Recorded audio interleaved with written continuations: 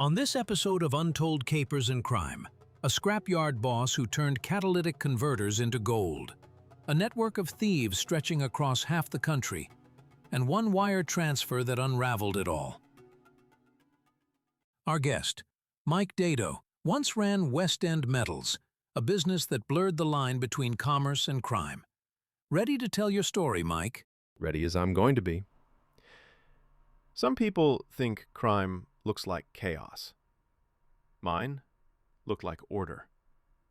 West End Metals ran smoother than most legitimate operations.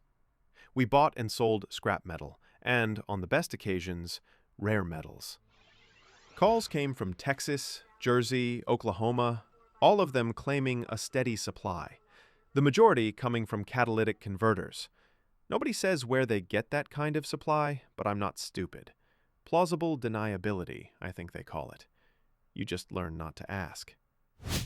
They'd haul it up, take cash money, and roll back out.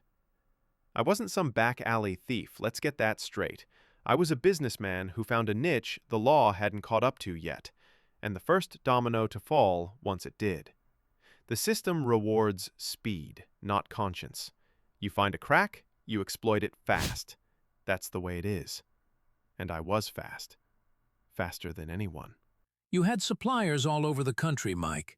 What kind of people were they, this network of criminals? Resourceful types. One guy in Tulsa ran a garage that never fixed cars. He just cut converters off the ones that came in. Another used a church van to make donation runs behind strip malls, except the donations were converters that local junkies would bring him for what have you. They made it look ordinary. Insurance covered the thefts. Nobody really asked questions until the number of thefts got ridiculous. Did you ever worry about getting caught? You don't worry when the numbers make sense. $12 million moved clean through my books. Nothing was traceable, and I wouldn't even begin to know where to tell you any individual piece of scrap came from. I wasn't hiding. I was managing. That's what made it work. I had buyers up north, refiners in Pennsylvania, and haulers who could clear state lines before sunrise. Everyone had a role, everyone got paid. There was a guy in Arkansas who welded a false floor into his trailer, filled it with converter cores and covered it with crushed cans, said, "If it looks like garbage, no one checks twice."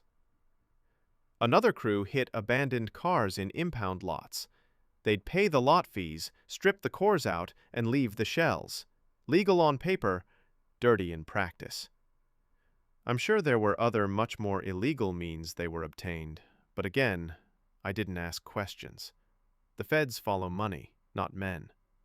By the time they came knocking, I had 6 accounts and 3 years of paperwork saying I was clean. They showed up polite, almost impressed, said I was one of the organized ones. That's the problem with playing it straight in a crooked game. You forget which side you're on. Of course, they were far less interested in any crimes I did or didn't commit, but of the money. Usually, cash was the way to go. I made an exception once with a wire transfer. When the man on the other end of that wire went down, guess what? He flipped. He had already told them everything, and the wire transfer was the evidence they needed for probable cause.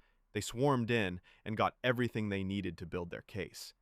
I thought I'd played the game too well. But you can't move $12 million worth of metal without leaving footprints. While I hadn't committed any huge crimes, they found what they could to allow for everything I had to be considered ill-gotten gains. When you pled guilty, what was going through your mind in that courtroom? When the gavel dropped, I didn't hear guilt. I heard a conclusion. Sorry, Mike, but you seem pretty cavalier about this whole thing. Do you feel any remorse for what happened? Regret? Regret's a luxury for people who lost something they didn't plan to lose. I knew the odds from day one. I just didn't think I'd be the one paying them. I walked out lighter. Not in conscience, just in assets. The cars, the company, the shine, gone. They took almost everything. Everything they could find, anyway. But the mind that built it, still here. Again, I always considered getting caught a considerable risk, and everything that implies. I served just over 2 years in federal prison, but lost about $6 million in assets. Call it crime, call it trade. The difference is who signs the check. That was Mike Dado, founder of West End Metals. He called it business. The courts called it crime. Either way, it's another caper in the ledger of unlawful ambitions and the downfall that almost inevitably follows. This has been Untold Capers and Crime. One of our next stories is already being written somewhere tonight. If this story drew you in, hit like, subscribe, and share the channel.